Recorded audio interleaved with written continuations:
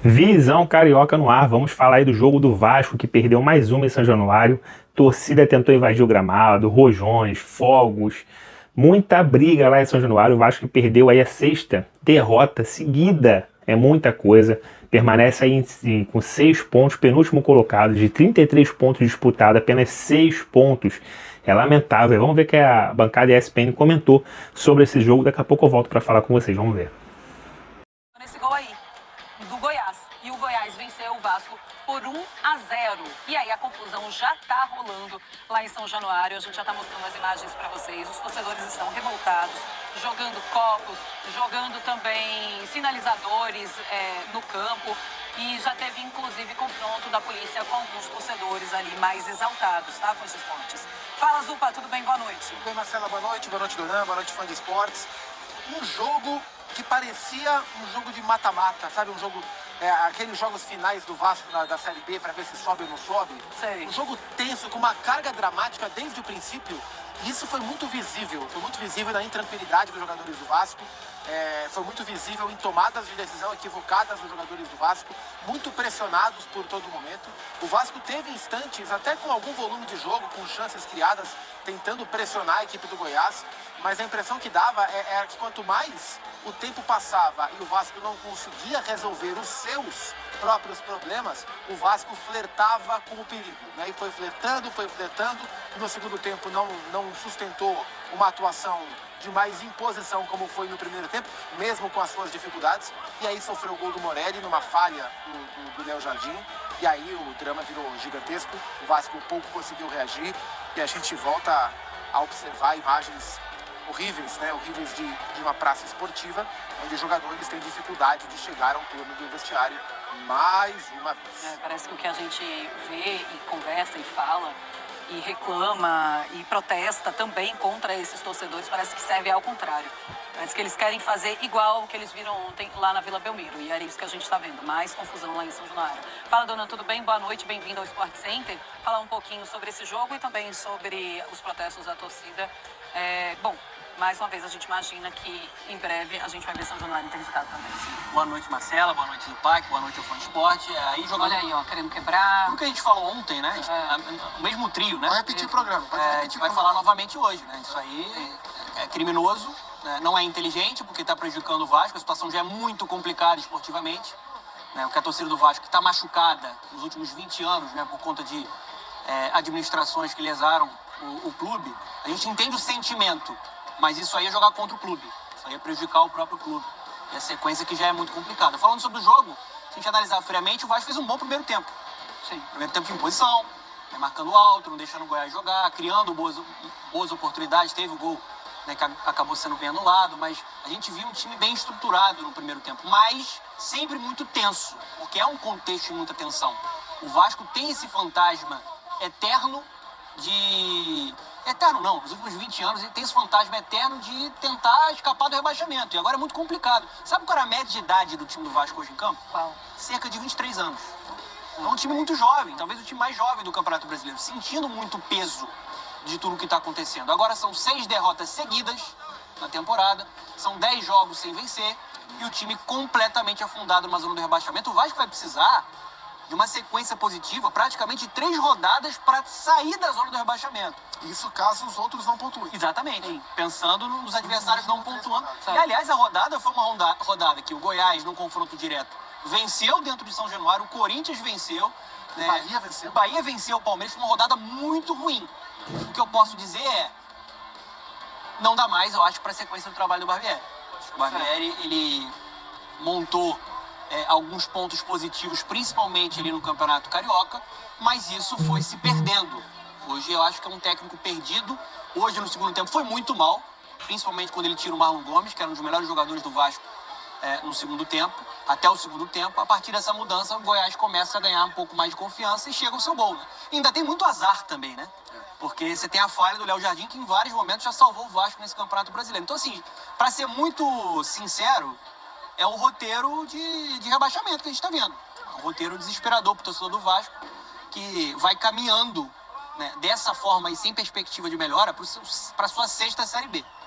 Pois é, o Vasco está com 6 pontos, é isso? Isso. Conquistados, né? É o 10º colocado. Realmente é uma situação muito complicada, muito triste. A gente vê uma diretoria que tenta manter a comissão técnica, que tenta ter essa convicção com o Maurício Barbieri, mas a gente entra jogo, sai jogo, a gente não consegue ver uma melhora. Só que hoje o resultado ele foi pior do que o Vasco conseguiu mostrar. O Donan, você falou do primeiro tempo, e é verdade. Parece que a tensão faz com que a bola não entre de jeito nenhum. Pessoal, a gente está vendo toda aquela confusão e daqui a pouquinho a gente volta para mostrar, porque realmente é uma confusão, é muito tenso o que acontece lá em São Januário também, tá? Então eu quero chamar a atenção também para isso, porque ontem a gente falou muito, e a gente falou muito desses torcedores, a gente bateu muito nesses torcedores e a gente vai continuar falando sobre. Porque, Dona, você fala assim, eu entendo o sentimento, eu não entendo como eles agem. Exatamente. Tá? Eu não consigo conceber a possibilidade de um sentimento para com o futebol, que deveria ser algo saudável, ou no mínimo, ficar triste porque o seu time perdeu, acabe com isso. Acabe ameaçando pessoas e ameaçando vida de outras pessoas, ameaçando inclusive jogadores que estão ali trabalhando. É claro que todos eles estão tentando fazer o seu melhor. Não consegue vitória, não é porque ninguém não quer a vitória. Eles simplesmente não conseguem. E hoje o Vasco fez exatamente isso. É a bola que não entra. O primeiro tempo, a quantidade de gol que o Vasco perdeu é um absurdo. Consegue fazer um gol, o gol estava impedido. Depois o Goiás também faz o seu gol, também estava impedido. É aquele alívio. Eles saem para o intervalo ainda sendo aplaudidos, os jogadores do Vasco. E aí voltam, e aí mais para o final do jogo, ali aos 25 minutos, mais ou menos, tem o gol do Goiás com o Morelli e o Vasco não consegue reagir. E não consegue reagir também porque o clima é muito difícil, Zupac. Com esses jogadores, com essa média de idade de 23 anos, fica ainda mais complicado. Vira uma bola de neve, uma Sim. coisa vai levando a outra, né?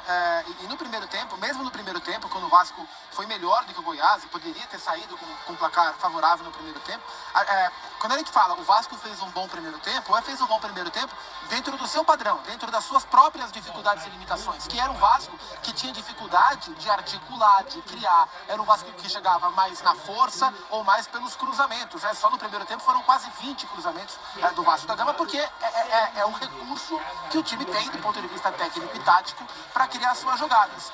E à medida que isso não vai acontecendo, é claro que esse fator emocional vai jogando contra, né? Porque é um time com limitações, porque é um time jovem, como disse o Dunan, porque é um time extremamente pressionado por essa sequência de 10 jogos sem vencer, de 6 derrotas consecutivas com a derrota de hoje, e isso tudo joga para baixo. E aí os buracos começam a aparecer, o Barbieri coloca o time para frente, o time fica menos protegido, o Goiás é um time esperto para esse tipo de jogo, o Goiás constrói o seu jogo dessa maneira já há algum tempo, hoje nem teve o seu técnico, né? O Armando Evangelista, que falou com a gente semana passada, não tem visto de trabalho ainda, por isso não comandou, e resulta nesse lance aí, na liberdade do Morelli para receber, para construir a jogada, para receber e para bater, e a infelicidade do Léo Jardim. Então, de fato, uma coisa leva a outra.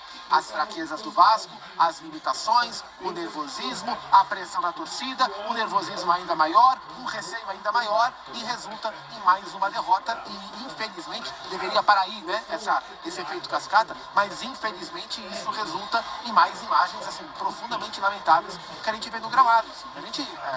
O Campeonato Brasileiro voltou muito, de 10 dias parado.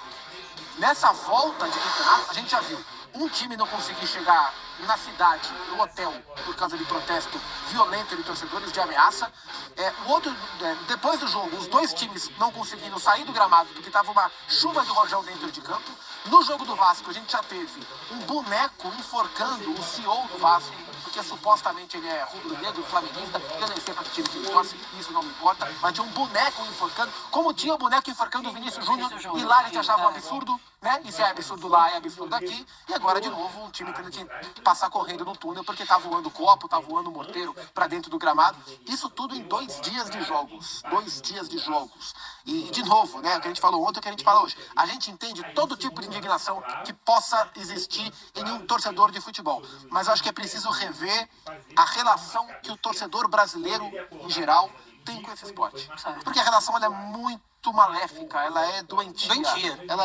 Ela não é prazerosa. Ela não é prazerosa. E aí o santista, o vascaíno, que são os focos da rodada em relação a essas críticas comportamentais, ele pode falar, pô, mas que prazer que eu posso ter se esse time só perde. Mas a questão não é o resultado. A questão é a maneira que os torcedores, que a indústria do futebol como um todo, e aí todos nós estamos envolvidos nessa conversa, porque todos nós, de alguma forma, somos fomentadores de algum tipo de sentimento, mas a maneira que os torcedores lidam com um revés, com uma derrota, com um resultado ruim, com uma inadmissibilidade de uma derrota no jogo de futebol, isso não é assim que as coisas funcionam.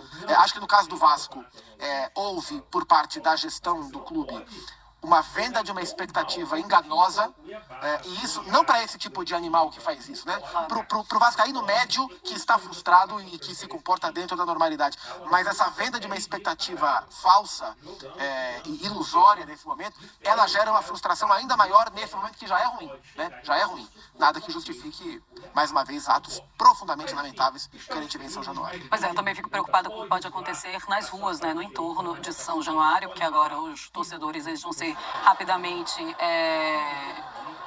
evacuados ali do estádio, porque é assim que eles estão sendo tirados de lá. Estão sendo tirados com gás de pimenta, com os policiais, né, por ali. Então eles vão sair, mas aí a confusão provavelmente vai acontecer ali do lado de fora. E a gente também segue mostrando todos os detalhes para vocês, como ontem a gente estava mostrando também na Vila Belmiro.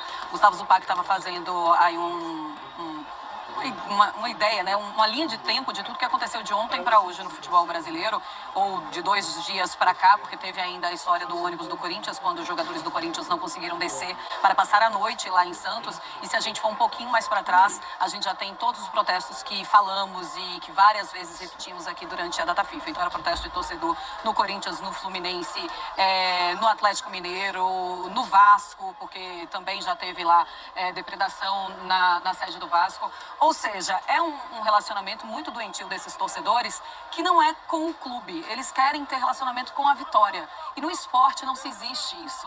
Não existe um relacionamento apenas com a vitória quando a gente está no esporte. E se você só tem um relacionamento bom com a vitória, aí, meu amigo, esquece. Vai fazer outra coisa, porque o futebol não é para ti. E é muito triste, assim, eu fico até com dó de chamar essas pessoas que fazem isso de torcedor. Fala desse grupo aí, porque os torcedores que são torcedores de verdade, eles precisam amar o seu time, mas se relacionar de uma maneira pelo menos saudável com sua equipe. E esse relacionamento que esses torcedores estão tendo com o clube é uma relação muito doentia. Olha, Fã de Esportes, então a gente está vendo aí tudo que aconteceu em São Januário, os jogadores estavam ali entrando pelo túnel e eles tentam entrar ali de uma maneira tranquila, mas olha o que os torcedores estão fazendo, tentando quebrar ali a parte de vidro de São Januário. Eles não conseguem, mas eles tentam, e aí a polícia também precisa agir, né, ali não são policiais, né, os policiais estão dentro de campo. São seguranças. São os seguranças ali de São Januário, os estúdios. E aí eles tentam ali, tentar... A segurança foi reforçada até antes, né, do jogo, porque já se sabia que era um jogo de alto risco, se o Vasco não conseguisse o resultado. Então a direção do Vasco, né, a polícia militar já tinha reforçado a segurança, ainda mais depois do que aconteceu na Vila Belmiro, já se esperava que acontecesse algum tipo de problema em caso de um resultado negativo. Pois é, isso aí também é gás de pimenta, né? E aí a gente vê depois, daqui a pouquinho, a gente vai ver os jogadores entrando ali, cobrindo o nariz, cobrindo o rosto, porque é muito difícil você conseguir respirar com esse gás ali. Então tá todo mundo acaba sofrendo também com esse gás.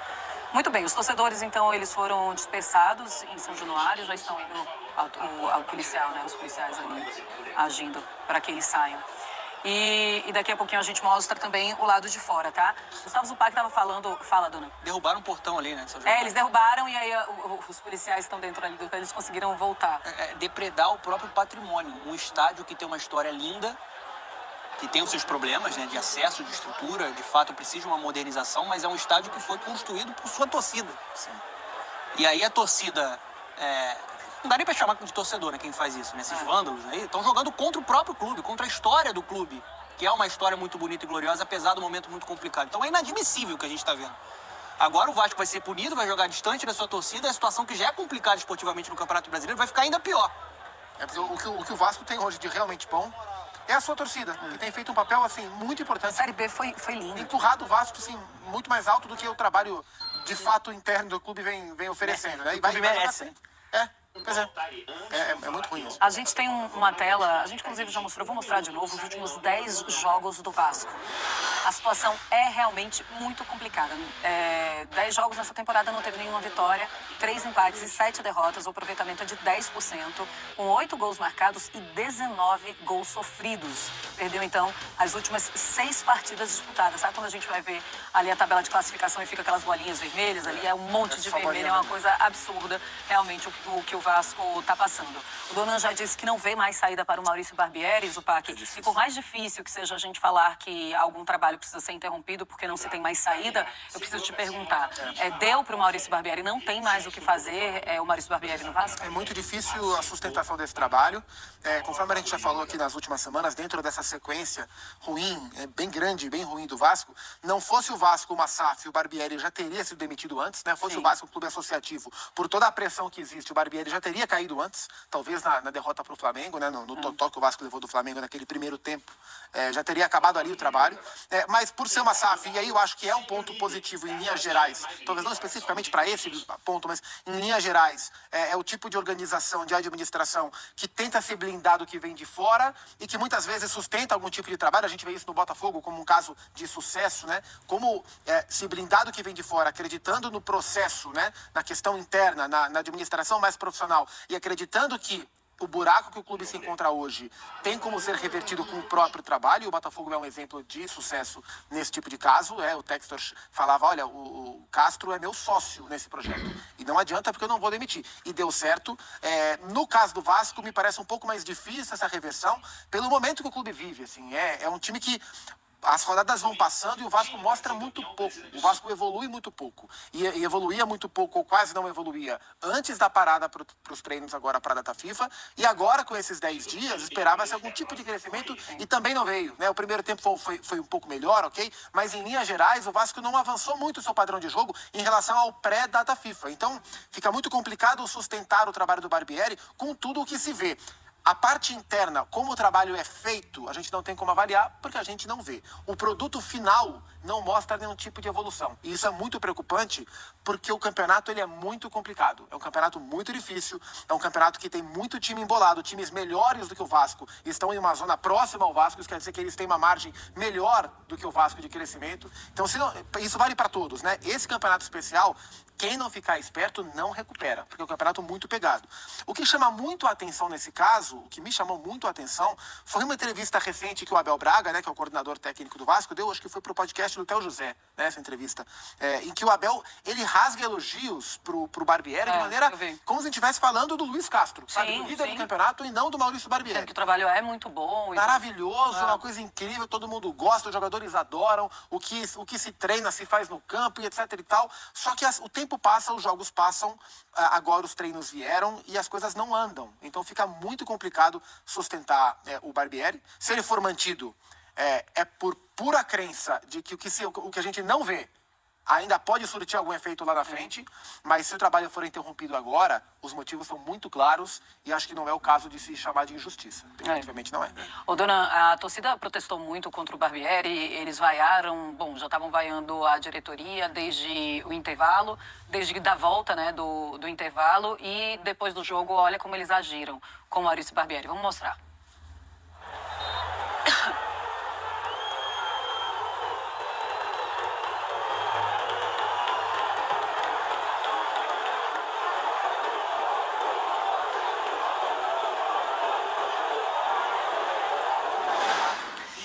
E aí eu coloco os números do Maurício Barbieri, 24 jogos, 9 vitórias, 4 empates e 11 derrotas, um aproveitamento de 43,1%, 36 gols marcados, a média de 1,50, gols sofridos, uma média também alta, 1,29, 31 gols sofridos. E aí, no Campeonato Brasileiro, né, teve esse último jogo, agora essa derrota pro Goiás que a gente está falando. Você estava falando sobre o contexto desses gritos de burro, né? Porque ali, mais uma vez, né, o Barbieri, ele, pelo menos na minha opinião, ele mostra uma visão errada no momento da substituição. Certo. Porque o Marlon Gomes estava muito bem no jogo, é um jogador de seleção sub-20, né, dinâmico, estava criando boas jogadas, e ele tira o Marlon Gomes e opta por deixar o Matheus Carvalho, que estava amarelado, é um jogador de mais contenção, de mais marcação, com o Vasco precisando criar para colocar o Pedro Raul. E se o Vasco é um time moldado para cruzar a bola na área, e só para reforçar, o Vasco contra o Santos, Marcela, ele, naquela derrota contra o Santos, cruzou 50 bolas na área. Já foi um número completamente absurdo. Hoje o Vasco cruzou 42 vezes na área. Sim. Então, assim, é um time que não tem um repertório criativo. E se você tem que cruzar a bola na área, me parece óbvio, você tem que ter uma referência dentro da área. Você tem que ter o camisa 9. O camisa 9 estava no banco. Se a tua estratégia de jogo é abrir o jogo e cruzar a bola na área, tenha uma referência, tenha a presença diária de um camisa 9. O Pedro Raul já estava no banco. Então, assim, eu entendo, né, a insatisfação da torcida com o trabalho do Barbieri, porque em determinado momento da temporada, a torcida comprou a ideia do Barbieri. Sim. Só que no momento a gente vê um elenco jovem, um técnico muito abatido, que tá passando, acho que, mais pressão, e o time não tá ficando tranquilo com o cenário e com o que ele vê ali no seu comando, tá muito abatido, e um técnico que tá sem coerência e sem convicção no trabalho. Sim. Por isso que eu acho que o ideal, até para a carreira dele, para ele não se desgastar ainda mais, seria romper esse relacionamento com o Vasco no momento. Por exemplo, qual o melhor atacante do Vasco na temporada? Se você for analisar friamente, é o Gabriel Peck, estava no banco. Qual o motivo do Gabriel Peck estar no banco? Então, assim, são algumas opções que ele tem no time que ele coloca em campo e nas substituições que atrapalham, e um time que vai regredindo. Qual o ponto forte hoje do Vasco? Sistema defensivo? Não é. Meio de campo criativo? Não é. É um time que é moldado para cruzar a bola na área. Né? Um ataque não consegue se conectar. Então, assim, a situação é muito complicada. Né? A gente está vendo um time extremamente frágil, né, que não vence há 10 partidas na temporada. Acho que eu não preciso falar mais nada. São 6 derrotas seguidas. Hoje, com a bola, o único jogador que tentava construir um pouco mais era o Alex Teixeira, embora ele estivesse errando muito tecnicamente. Então ele tentava porque ele tem recurso, mas não viveu uma grande jornada. Não se omitiu. Não se omitiu, mas não conseguiu ajudar muito. Além do Alex Teixeira, quem tinha um pouco de iniciativa com bola para tentar encontrar algo era o Marlon Gomes, e que foi sacado precocemente pelo Barbieri. E no mais, o Vasco era um time de muita vontade, acho que isso não faltou em momento algum, mas de pouco desenvolvimento de jogo. E aí ficou dependendo do Puma Rodrigues por um lado, do Lucas Piton pelo outro, e eles cruzaram muito mal. Dos 42 cruzamentos que o Donan falou, o Vasco acertou 9, só 9 encontraram o destino final. Então os dois laterais, que foram muito acionados durante o jogo, não tiveram também uma boa partida, e o Vasco não encontrava o seu caminho. O Rayão, menino que virou titular do ataque, né, com o Pedro Raul no banco dos últimos jogos, também mostrou muita vontade, se movimentou demais, é um jogador de mais movimentação do que o Pedro Raul. Ele até tem estatura para brigar pela bola aérea, mas ele é um jogador mais de movimentação, de tirar referência, de abrir espaço, e tentou se movimentar.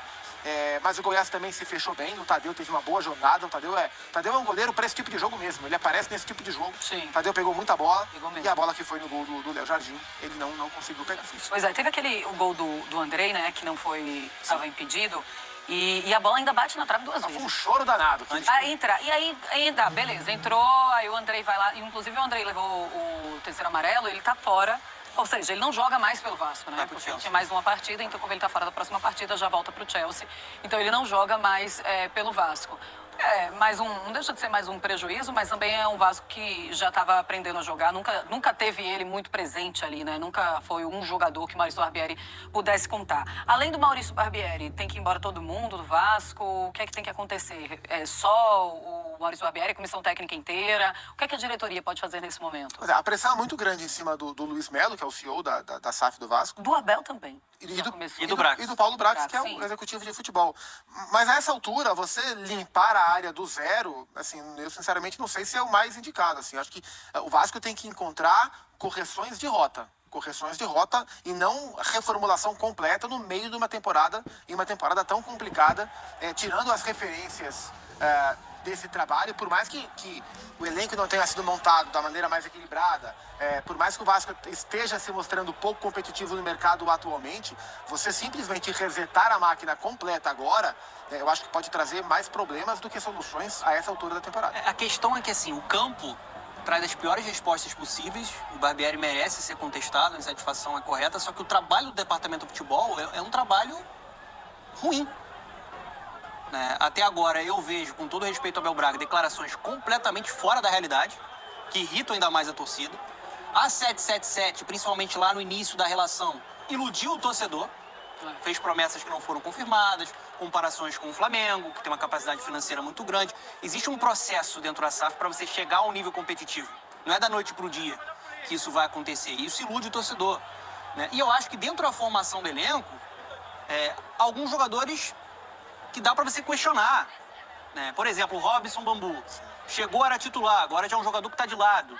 Qual a convicção que você tem nesse movimento de mercado? A contratação do jogador que há um mês era titular e agora é um jogador que não é utilizado. A ponto de irem buscar o Maicon no Santos. A ponto de você buscar o Maicon, que era a quarta opção do Santos. Isso, do Santos do Gra... Bom, tá aí, né? Provavelmente não teve coletiva depois do jogo, questão de segurança. O Vasco vai levar punição, o Vasco vai enfrentar daqui a pouco o Botafogo, que é o líder do campeonato, lá no estádio Newton Santos. tem outros jogos importantes, pesados pro Vasco pela frente. Enfim, eu acho que a torcida agora nesse momento tá nem preocupada com isso, né? Ela tá de saco cheio, saturada de ver o Vasco, que já caiu tantas vezes para a segunda divisão, fazer um campeonato horroroso como esse, porque a SAF chegou cheio de promessas e não cumpriu nenhuma. O que ela fez? Ela contratou mais de 12 jogadores, mudou o técnico, mudou a direção, mas o que é importante para o Vasco, que são vitórias e ponto, ela não conseguiu nenhuma. Ela conseguiu uma vitória no campeonato. São 11 rodadas, o Vasco tem uma vitória no campeonato. É vergonhoso isso aí. Bom, eu acho muito difícil o Vasco sair dessa situação, porque o psicológico dos jogadores estão abalado, o técnico provavelmente, se não cair, é uma falta de vergonha, porque ele não tem o perfil do Vasco da Gama, ele não parece que vai salvar o Vasco da Gama de jeito nenhum. O cara tem 6 derrotas seguidas no campeonato, o que ele pode mudar no Vasco? Não vai mudar nada no Vasco. A torcida já, toda vez que tiver jogo em São Januário, provavelmente agora vai ter punição, então vai ser com o estádio fechado, mas há risco de torcedores ficar ao redor do estádio protestando a chegada do time, a saída do time, ainda mais se perder, ou enfim, não há mais clima nenhum dentro do Vasco da Gama. Eu tinha falado no vídeo mais cedo de hoje, do Globo Esporte, que esse fator da casa cheia hoje poderia servir tanto para o céu quanto para o inferno, que eu falei que se acontecesse do Vasco não conseguir a vitória hoje, que era a obrigação do Vasco vencer o Goiás, essa quantidade de gente no estádio poderia virar um inferno, e foi o que aconteceu. A torcida não aguenta mais. Eu sei que eles passaram do limite, ultrapassaram o limite, mas eu compreendo até um pouco o torcedor do Vasco por essa situação estar tão horrorosa dentro de São Januário, e eu não vejo uma luz no fim do túnel. O Vasco, ele joga bem, ele cria, ele finaliza, ele chuta pro gol, mas ele não consegue fazer os gols. É impressionante a fase ruim do Vasco. E aí fica um jogo, fica o outro. Já se foram 11 jogos e os times que estão à frente do Vasco começando a abrir pontos. E isso é muito preocupante. É apenas o Coritiba e o Vasco que ficaram parados na tabela. É impressionante. Muito preocupante a situação do Vasco da Gama. Bom, se você gosta desse tipo de conteúdo, dá uma moral aqui o Visão, curta, compartilha, se inscreva aqui, adicione esse link toda vez que tem vídeo importante falando sobre os times do Rio de Janeiro. Eu tô aqui para falar com vocês, tá? Por hoje é só, vou ficando por aqui, mas muito preocupante a situação do Vasco. Vamos ver o que vai acontecer aí nos próximos dias.